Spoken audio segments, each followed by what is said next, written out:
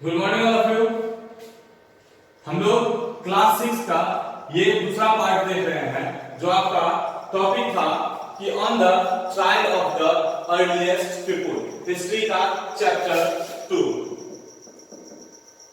History का कौन सा चैप्टर? Chapter number 2। ठीक है। चैप्टर नंबर 1 में हम लोगों ने पढ़ा था कि किस तरह से लोग उस वक्त के जो आदिमानव थे, ठीक है, वो किस तरह से मतलब अपने फूड को कलेक्ट करते थे। वो हंटर गैदरर्स थे। हंटर गैदरर्स उनको क्यों कहा जाता था? क्योंकि वो मोस्ट ऑफ द टाइम क्या चीज पर डिपेंड रहते थे? हंटिंग पर डिपेंड रहते थे। वो ज्यादातर हंटिंग करते थे, इसीलिए हम उनको हंटिंग गैदरर्स कहते थे। इसके अलावा हमने जाना कि इससे पहले की वीडियो में कि एक जगह से दूसरे जगह मूव करने की उनको क्या क्या जरूरत पड़ती थी। तो चार चीजें हम शॉर्ट में एक बार ब्रीफ कर दे रहे हैं कि चार चीजें हमने, चार मेन टॉपिक देखा था उसमें, जिसकी वजह से उनको एक जगह से दूसरे जगह 4 important reason for the movement of one places to another places. एक जगह से दूसरे जगह मूवमेंट करने के लिए उन्हें क्या जरूरत पड़ती थी, तो वो चार कारण जो प्रमुख थे उसमें क्या था? एक तो उस वक्त के जो एनिमल्स थे, क्या कहते हैं, एक जगह अगर वो, पहला कारण था कि एक जगह अगर वो ज्यादा टाइम तक रहेंगे तो उस वक्त के जो एनिमल होंगे या फिर वहां के जो प्लांट्स होंगे वो क्या होंगे, एक लॉन्ग पीरियड के बाद वो खत्म हो जाएंगे। तो वो खत्म ना हो, उनके पास रिसोर्सेज बचा रहे, इसके लिए वो एक जगह से दूसरे जगह मूव करते थे। दूसरा कारण था कि चूंकि एनिमल्स एक जगह से दूसरे जगह मूव करते थे तो इसके लिए हंटिंग के लिए उनको फॉलो करना पड़ता था, तो इसके वजह से भी वो एक जगह से दूसरे जगह अपनी मूवमेंट को जारी रखते थे। इसके अलावा तीसरा हमने देखा कि कुछ ऐसे फूड होते थे, कुछ ऐसे फूड थे जिन पर उनका जो different type of seasonal foods कह सकते हैं, जो एक प्रॉपर किसी सीजन में जाकर के पकता था या खाने लायक बनता था, तो उसके लिए एक अलग अलग सीजन, हर एक जगह पे एक दूसरे हर एक जगह पे सीजन बाय सीजन, जैसे गर्मी में अगर कहीं कोई प्लेसेस है वहां पर कोई एक प्रॉपर फूड है वो ज्यादा उपज रहा है, वहां पर हो रहा है, एंड विंटर में वहां पर वो चीजें नहीं हो पा रहा है, तो विंटर में कहीं और जगह दूसरी चीजें ज्यादा उपज रही है, तो इसके लिए भी उन्हें एक जगह से दूसरे जगह मूवमेंट जारी रखना पड़ता था। क्योंकि सीजन के अकॉर्डिंग क्या है, बहुत सारे फल फ्रूट्स ऐसे होते हैं, फूड जो सीजन के अकॉर्डिंग ही पकते हैं या फिर फलते हैं, सो उनको अपना मूवमेंट जारी रखना पड़ता था। और चौथी जो चीज थी सबसे इंपॉर्टेंट कि पानी के कारण, पानी जो जीने के लिए आपको पता है किसी भी जीव जंतु के जीने के लिए सबसे महत्वपूर्ण चीज है, इंपॉर्टेंट सोर्स है, तो पानी के लिए भी उन्हें एक जगह से दूसरे जगह भटकना पड़ता था। क्यों? क्योंकि किसी सीजन में क्या होता था बेटा कि उस प्रॉपर सीजन में वो कहीं पे पानी खत्म हो जाता है। जहां बारिश है तो कोई ऐसा नदी होता है जिसमें सालों भर पानी आती है, लेकिन कुछ ऐसे छोटे वाटर बॉडीज होते हैं, लेक्स होते हैं, या कोई रिवर भी कुछ ऐसे हैं जो रिवर उस वक्त क्या होते थे, सीजन बाय सीजन में, अगर जैसे ड्राई सीजन चल रहा है, गर्मी के दिन चल रहे हैं, तो उस सीजन में जाकर के वहां पर पानी जो है खत्म हो जाते थे, तो इसके लिए भी पानी की तलाश में उन्हें एक जगह से दूसरे जगह भटकना पड़ता था। ये हमने जाना। इसके अलावा हमने जाना कि how do we know about this people, इस पीपल के लिए हम कैसे हमको पता चलता था। तो मैंने बताया आर्कियोलॉजिस्ट जो है वो जब फाइंड आउट करते हैं किसी पुराने चीजों को और वहां के जो सामान होते हैं, थिंग्स को, वो देख करके पता करते हैं कि यहाँ पर क्या हो रहा होगा और उस वक्त किस तरह की लाइफ स्टाइल चल रही होगी। तो कह सकते हैं सिंपल कि आर्कियोलॉजिस्ट के माध्यम से हमें ये पता चलती है कि उस वक्त का लाइफ स्टाइल कैसा रहा होगा। इसके बारे में हमने जाना। इसके बाद हमने देखा कि वो लोग स्टोन का किस तरह से यूज करते थे। उनका जो टूल्स था वो क्या चीज का बना होता था, या तो स्टोन का बना होता था, या फिर वुड का बना होता था, या फिर बोन का बना होता था। तो उसके अलग अलग यूज करते थे, चाहे वो मीट को चॉप करने के लिए हो, या बोन को काटने के लिए हो, मीट कट करने के लिए, बोन कट करने के लिए हो, या फिर पेड़ से छाल को निकालने के लिए हो, या फिर जानवरों का खाल उतारने के लिए हो। ठीक है, तो जानवरों का खाल उतारने के लिए हो, इस सब के लिए वो क्या करते थे, जो टूल्स का यूज करते थे वो टूल्स ज्यादातर स्टोन, बोन और वुड के बने होते थे। इसके अलावा हमने देखा कि आपको कैसे पता चलता है कि किसी जगह पे क्या कहते हैं, किस तरह से आखिर हम पता करते हैं कि किसी जगह पे जो है वो स्टोन किस तरह से बना होगा, या फिर उसके बारे में हमें कैसे जानकारी मिलती है, तो किस तरह से पता चलता था। आर्कियोलॉजिस्ट जो चीजें खोजते थे, चाहे उनको क्या मिले, स्टोन का बना हुआ कोई टूल्स मिले, या फिर बोन का बना हुआ कोई टूल्स मिले, तो बोन के बने हुए टूल्स और स्टोन के बने हुए टूल्स के माध्यम से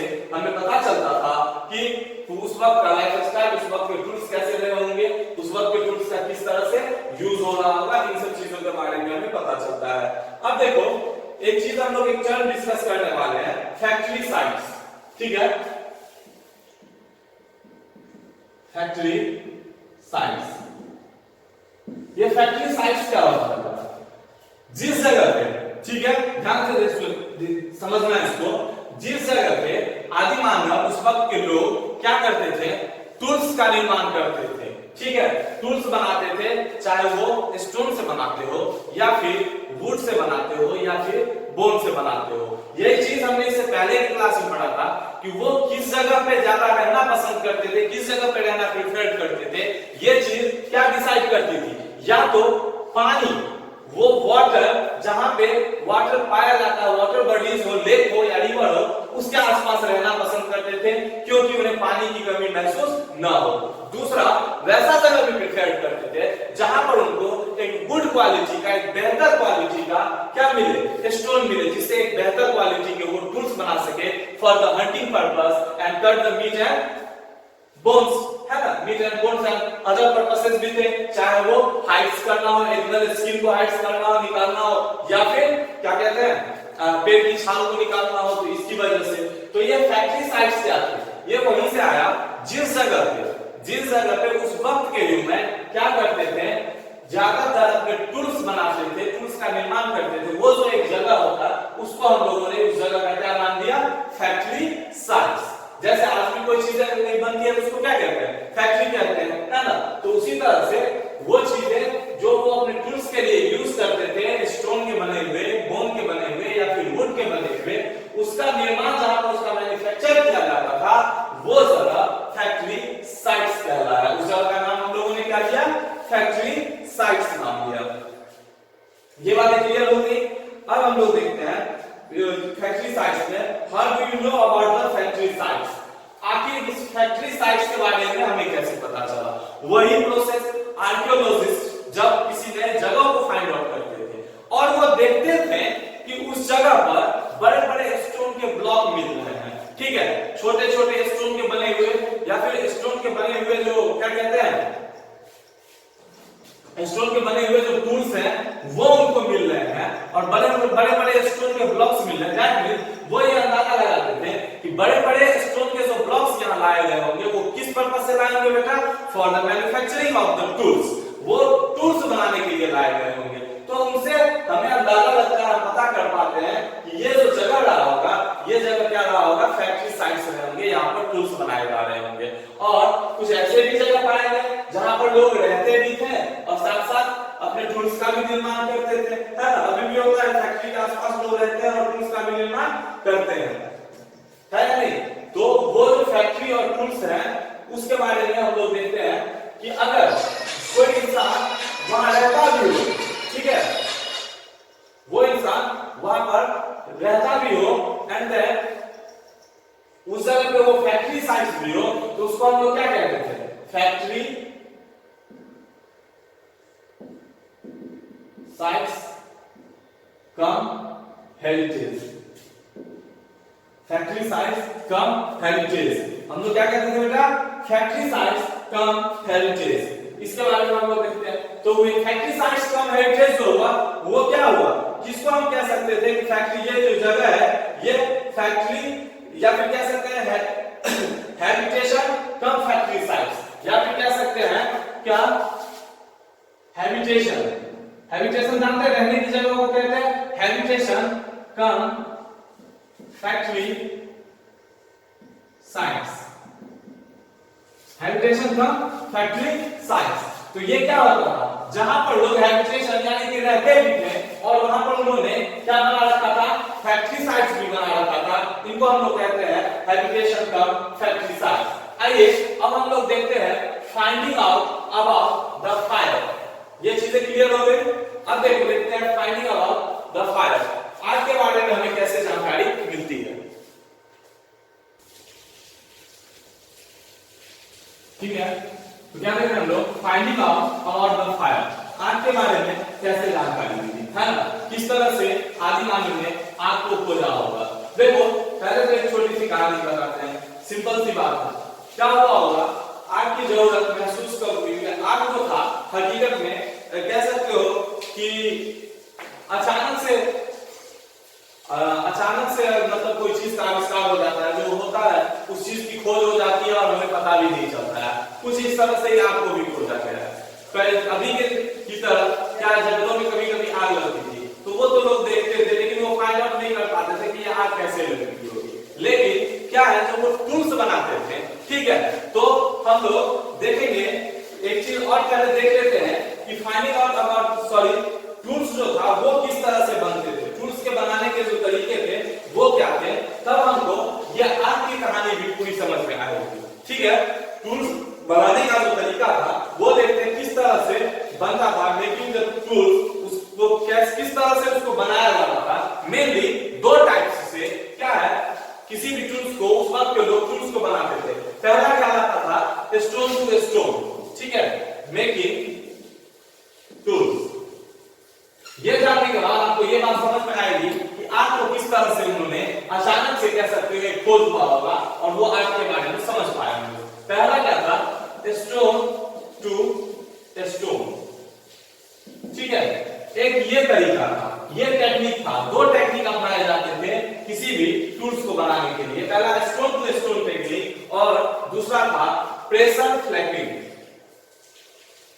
pressure flapping technique, stone to stone technique and pressure flapping technique. Stone to stone technique में क्या होता था, जैसे एक पत्थर को लेकर के दूसरे पत्थर से उसको तोड़ा जाता था और एक पत्थर को दूसरे पत्थर से तोड़ के उसको नुकीला बनाया जाता था, या फिर जैसा वो शेप देना चाहे, जिस तरह का वो बनाना चाहे कि हथियार वो बनाना चाहते हैं, जिस तरह के टूल्स वो बनाना चाहते हैं, वो पत्थर को पत्थर से ही तोड़ के बनाते थे। तो क्या हुआ होगा, अब सोचो, अंदाजा लगाओ, जब पत्थर से पत्थर को वो पीट करके अपने टूल्स बना रहे होंगे तो अचानक आग की चिंगारी कभी न कभी जोर से पड़ी होगी और वो निकली होगी, है ना।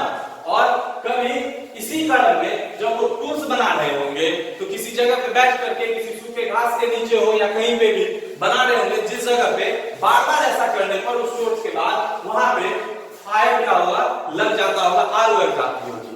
तब उनको ये समझ में आया होगा कि अगर हम पत्थर से पत्थर को टकराया जाए और इससे हम आग को उत्पन्न कर सकते हैं, ठीक है।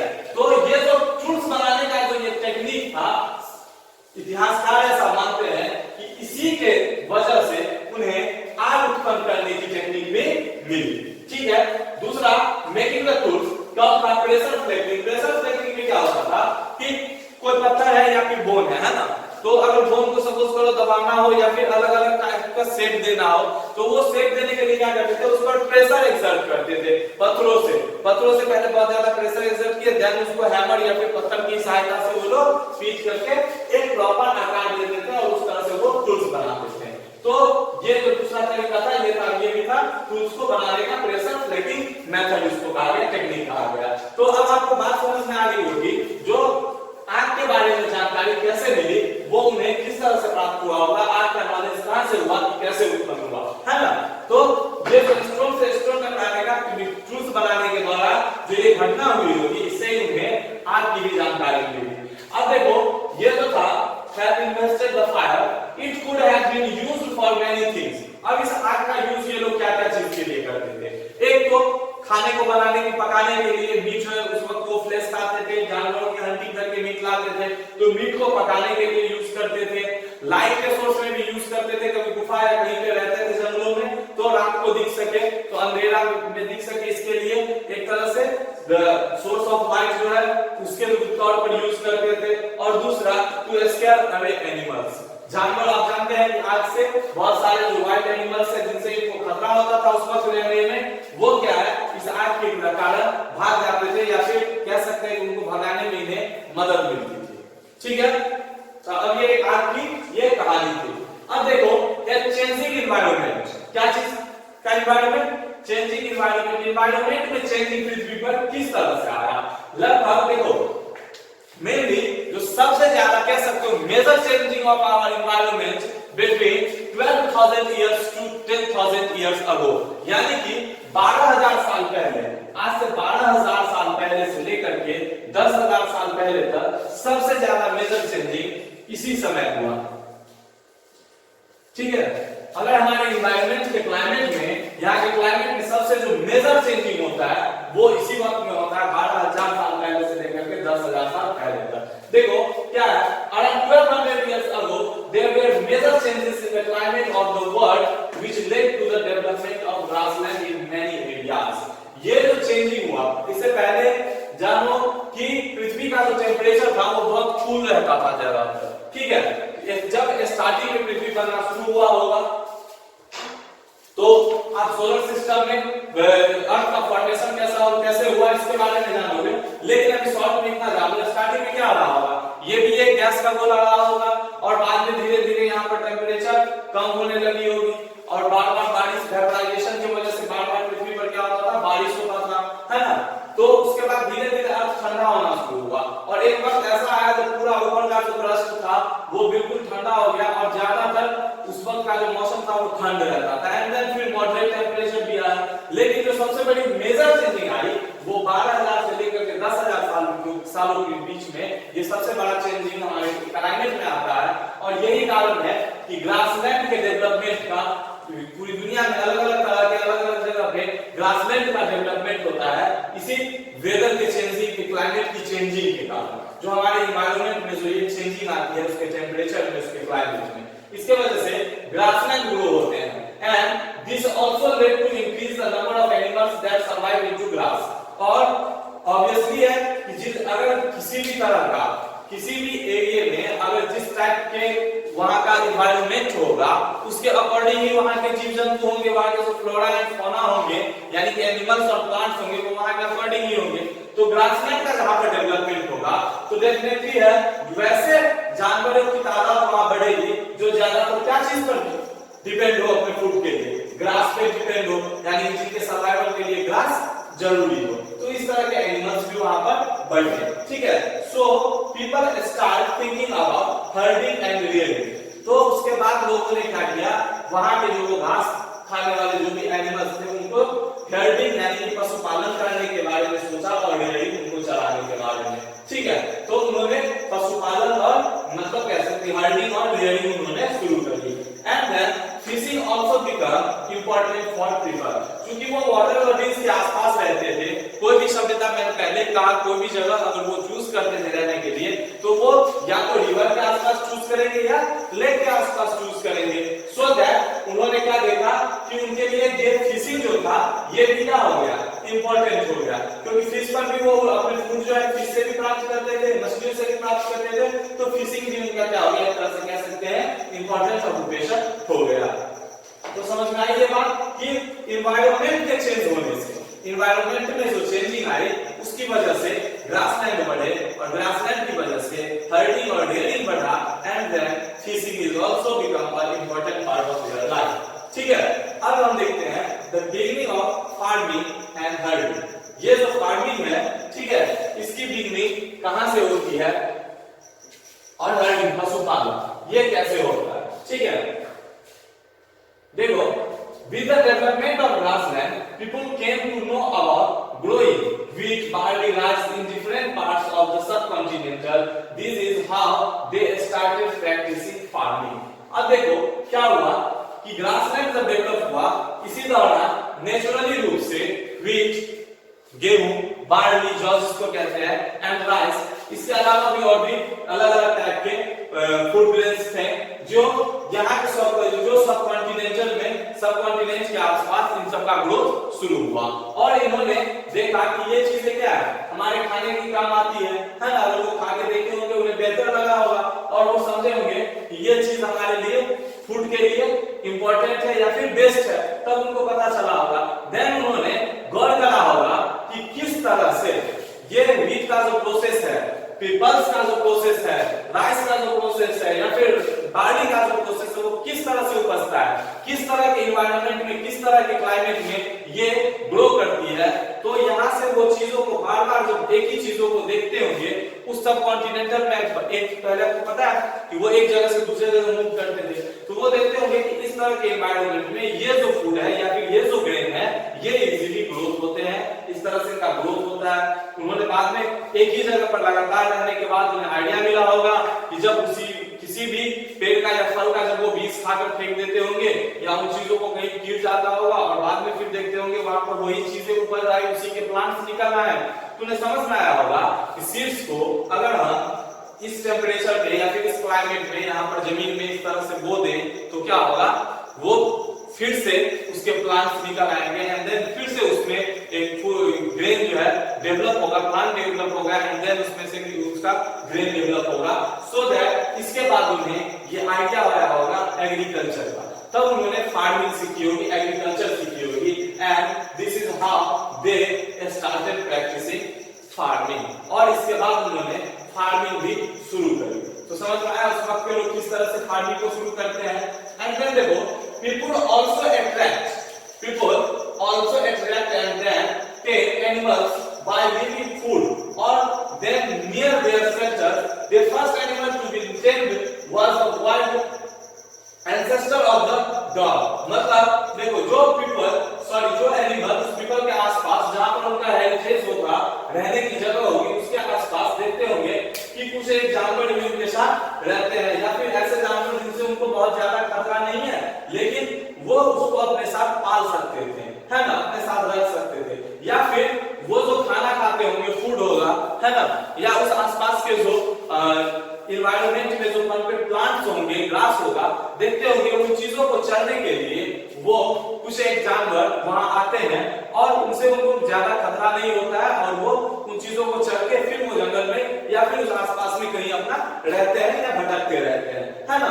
तो इससे उन्होंने सोचा होगा कि ये जो जानवर है हम इसको पाल सकते हैं, पालतू बना सकते हैं, क्योंकि वो हमारे हेरिटेज के आसपास उनका जो जगह था, जो रहने की जो जगह रही होगी उसके आसपास वो रहते थे, मंडराते रहते थे, तो वो उनको वहां से क्या चीज का हर्डिंग का आइडिया आया होगा और वो उन जानवर को पालतू बनाना सीखे होंगे। इसी क्रम में क्या होता है, सबसे पहले इंसान ने किसे अपना पालतू जानवर बनाया था, तो वो बनाया था किसको, डॉग को, ठीक है। अब देखो animal such as sheep, goat, cattle and also the pig lived in the herds and most of them ate grass। और इसके अलावा उन्होंने देखा कि कुछ एक एनिमल जैसे sheep हो गया, goat हो गया या फिर cattle कह सकते हैं, उस वक्त के जो cattle होंगे वो उसके आसपास है, also pig, सुअर, pig भी वहां पर क्या रहते थे and most of them ate grass। और ज्यादातर टाइम वो क्या करते थे, ग्रास खाते थे, घास को खाते थे। Often people protected these animals from attack by other wild animals। और कभी-कभी क्या होता था, इसी तरह में वो कोई वाइल्ड एनिमल जो होता था, जो इन पर अटैक करने के लिए आता था, जो मांसाहारी जीव है ना, वाइल्ड एनिमल, वो इन पर अटैक करने आता था, तो वो उनसे इनको बचाते थे by the using of their stone tools and other bone tools या wood tools या फिर आग के द्वारा डरा करके भगाना हो, इस सब तरह से वो क्या करते थे, जानवरों को बचाते थे। This is how they become herders। और इसके बाद में क्या होगा, उनको भगाते थे तो फिर वो जानवर को जो क्या ज्यादातर ग्रास पर डिपेंड होते थे, कह सकते हैं एक तरह से शाकाहारी जो होते थे, ऐसे कैटल्स को उन्होंने पालना शुरू किया और उन्होंने क्या चीज के बारे में जाना कि पशुपालन क्या होता है, हर्डर्स क्या होता है, ठीक है। अब देखो a new way of life, एक नया वे लाइफ का हमको किस तरह से मिलता है। people had to stay in the same place for a long time looking after the plants, watering, weeding, driving away animals and birds till the grain ripened, ठीक है। Then they started thinking of storing the grain for food and seeds।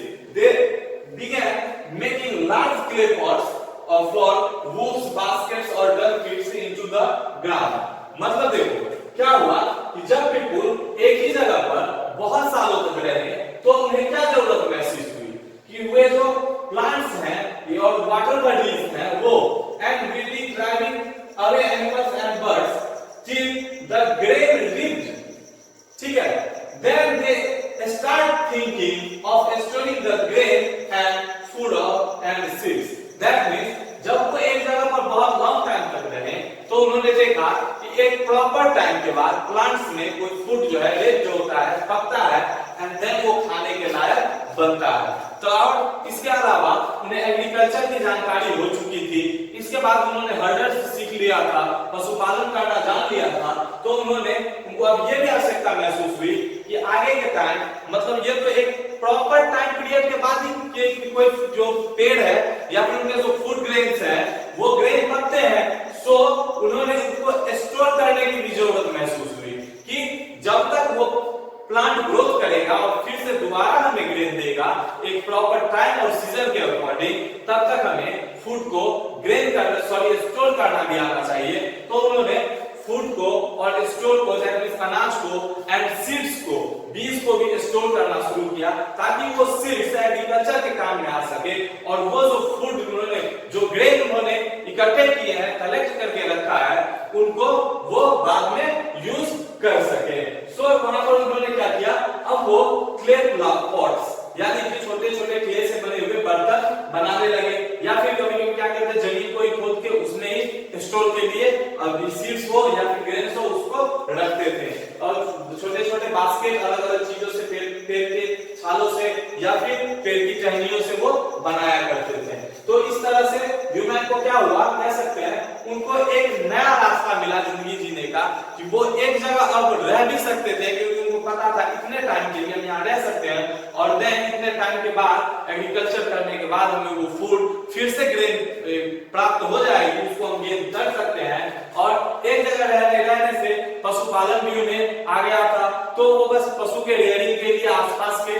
Grassland पर depend होते थे, तो उनको एक जगह से दूसरे जगह सिर्फ और सिर्फ रेयरिंग के लिए थोड़ी दूर बहुत निकल जाया करते थे। और एक नया वे ऐसे मिला कि वो क्या हुआ, अब वो पॉट्स बनाने का भी जरूरत महसूस हुआ।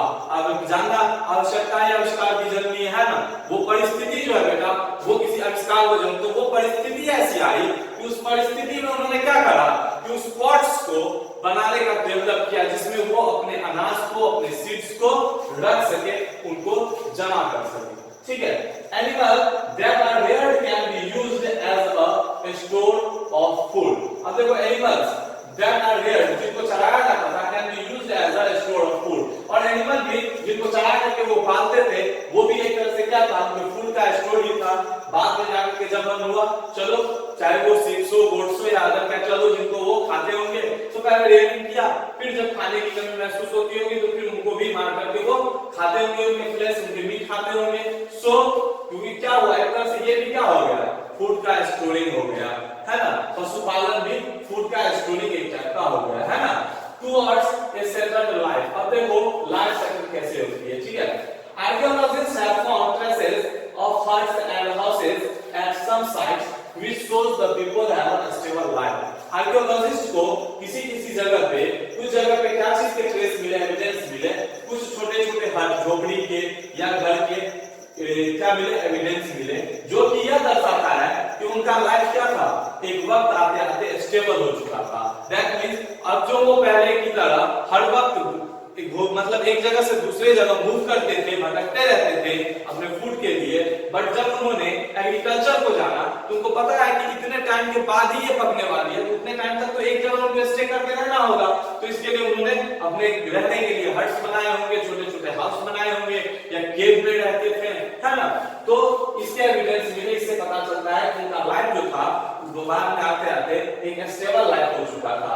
They have also found cooking huts both inside and outside the huts, which suggests that depending on the weather, people used to cook food either indoors or outdoors. इसके अलावा और क्या चीज के एविडेंस मिले, वो जिस जगह पे रहते थे, ठीक है, जिन कुकिंग हट्स पे both side inside and outside, मतलब घर के बाहर और घर के अंदर दोनों तरफ उनको क्या मिले, खाना बनाने का जो एविडेंस होता है, जो खाना वहां पे वो पकाया करते थे उसके एविडेंस मिले, सब एसेस मिले, राख जिससे पता चला कि आज की भी जानकारी थी। ठीक है, एंड देन देखो stone tools have been found from many sites, और बहुत सारे साइट्स पे स्टोन टूल्स मिले। Many of these are different from the earlier palaeolithic, ठीक है, tools, and that is why they are called neolithic. ठीक है, कौन कौन, palaeolithic tools and neolithic. Palaeolithic क्या होता है बेटा, देखो 12,000 साल पहले का जो पहले का जो समय था उसको पैलियोलिथिक एज कहते हैं। नियोलिथिक एज 10,000 साल के बाद का जो समय था उस वक्त के अराउंड था, उसको नियोलिथिक कहते हैं, जिसको हम लोग हिंदी में नवपाषाण और पुरापाषाण कहते हैं वो। तो अलग अलग टाइप्स के टूल्स मिले, डिफरेंट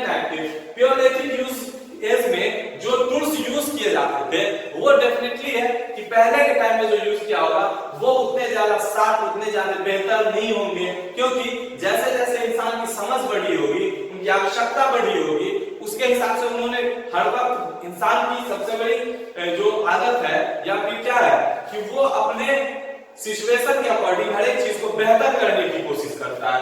सो पैलियोलिथिक एज में वो क्या करते होंगे कि उस वक्त का जो समय रहा होगा, ठीक है, उस वक्त के जो स्टोन टूल्स रहे होंगे वो, और नियोलिथिक एज में जो ये 2000-4000 सालों के बाद जो नियोलिथिक एज स्टार्ट होता है, उस वक्त का जो समय था, उस समय के जो टूल्स होंगे उनकी बनावट में, उनके साइज में, उनकी क्वालिटी में डिफरेंस होगा, है ना।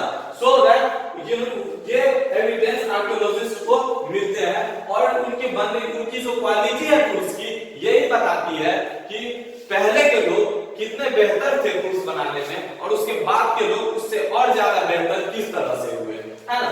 These include tools that were polished to give a fine cutting edge. ये नियोलिथिक एज में जो टूल्स बनाए जाते थे उसको पॉलिश किया जाता था, दैट मींस उसको घस के चिकना किया जाता था, है ना, कह सकते हैं कि शार्प किया जाता था, ताकि वो किसी भी चीज को कटिंग करने में बेहतर टूल्स साबित हो। And मोर्टार्स and pastels, mortars and pestles are used for grinding grain even today. ये जो जैसे अभी मोटर्स और पेस्टल्स होते हैं, मोटर जिससे हम किसी चीज को ग्राइंड करते हैं, काटते हैं, ग्रेन को काटते हैं, उसी तरह से वो उस समय के जो, उस टाइम के जो टूल्स थे उसको पॉलिश किया जाता था, शार्प किया जाता था, ठीक है। अब देखो, apart from this tools some of the tools were also made of bone. इसके अलावा, स्टोन के अलावा कुछ ऐसे भी टूल्स थे जो बोन के बने होते थे। Many kind of earthen pots have also been found. जिसमें से क्या है, earthen pots जो होता था वो बर्तन वो मिले हैं, and these were used for decoration and for storing things. और ये चीजें क्या चीज में यूज होती थी, सजावट में, डेकोरेशन में, और किसी चीज को स्टोर करने में। People also began weaving cloth using different kind of material, for example cotton. और बाद में जाकर के मनुष्य ने क्या करना शुरू किया, different type of cloths, मतलब कपड़ों को पहनना, weaving cloths, कपड़ों को भी पहनना शुरू किया। स्टार्टिंग के टाइम में वो क्या करते थे, कपड़े की जगह पेड़ की छाल को पहना करते थे। फिर बाद में उन्होंने एनिमल स्किन का भी यूज करना शुरू किया as a type of cloth, and फिर बाद में वो क्या हुआ, जैसे जैसे डेवलपमेंट होता गया, वो different type of materials as like cotton को भी क्लॉथ्स के रूप में क्या है, यूज करने लगे। बात समझ